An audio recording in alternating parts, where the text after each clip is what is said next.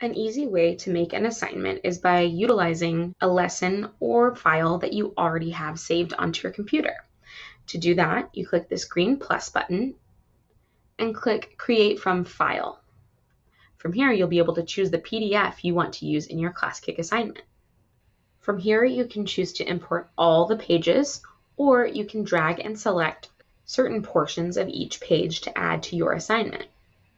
I'm going to add this page,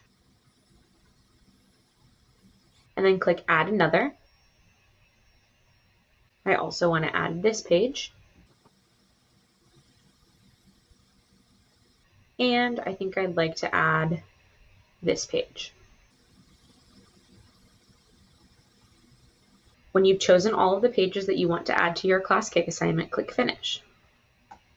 From here, you can give it a title and you can start modifying it. You can add fill in the blank options, you can add your own text, you can add photos, whatever else you like to do.